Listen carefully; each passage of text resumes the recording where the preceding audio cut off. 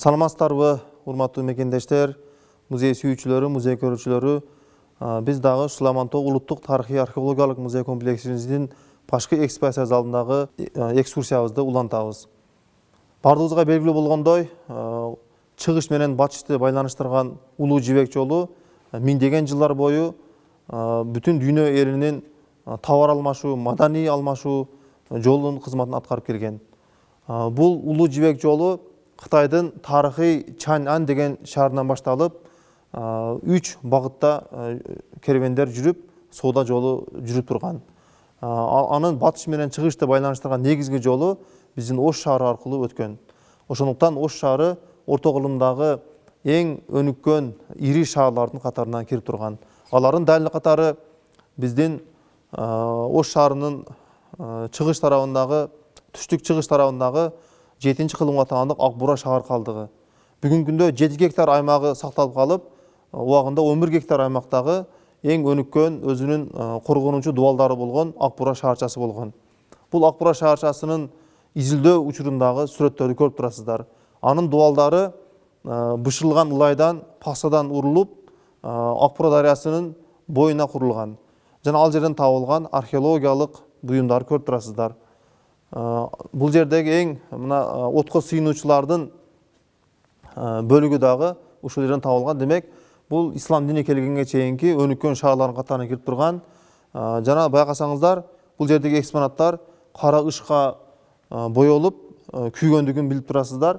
Бул шаарга 2 жолу чоң, мындай айтканда, дин таратуучулар менен ортосунда болгон согуш деген археологдордун изилдөөлөрү айтылган.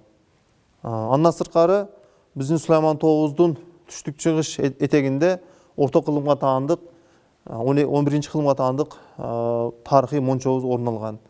Бул мончобуз 1000 жыл мурдагы бышык кыштан курулган коомдук мончо болуп, алардын 14төн ашуун бөлмөлөрү тазаланып 1983-жылы изилденген. Бул жердин өзгөчөлүгү, бул мончо буу менен ысыган, жана ар бир бөлмөнүн деңгээли, полдордун деңгээли ар түрдүү жогорулап бара берген. Бул жер тазалануу гана эмес, маданий маалымат алмашуу, кербендердин токтоп ушул жерде эс ала турган жери болгон.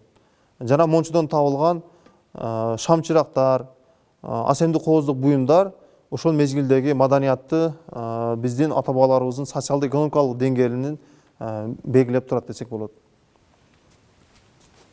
Улуу жибек жолунда суюктуктарды, сымап, жыпар-жыттуу косметикаларды ташыган сфероконустарды көрүп турсаңыздар болот.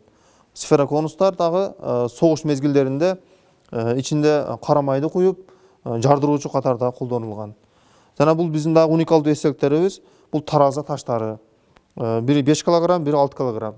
Ушул мезгилдеги өлчөө бирдиктери катары иштетилген эстелик тарыхый. Ата бабаларыбыз темирди дагы аябай жакшы ичешкен. Темир рудаларын казып алып, жаргылчак таштар менен майдалап, андай мештерде миңдеген градустарды эритип, жана ушундай схема аркылуу формаларга түшүрүп, күнүмдүк тиричиликте керектенүүчү дыйканчылыкта жана согуш куралдарын ушул темир формаларында жасашкан.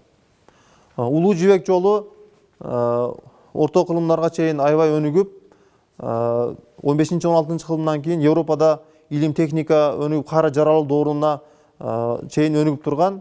Андан кийин кеме жолдору, темир жолдору, аба жолдору өнүккөндөн кийин бул жолго анча талап болбой калган. Бирок 19 кылымга чейин биздин ата бабаларыбыз ушул жол аркылуу төөлөрдө, аттарда товарларды Кытай аркылуу ташып турушкан.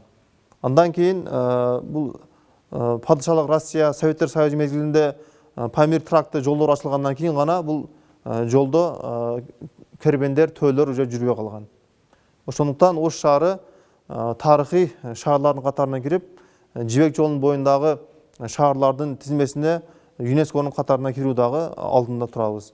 3 мамлекет биригип, Кытай, Кыргызстан, Өзбекстан биригип ушул жолду дагы ЮНЕСКого киргенге алдыбызда чоң максаттар бар.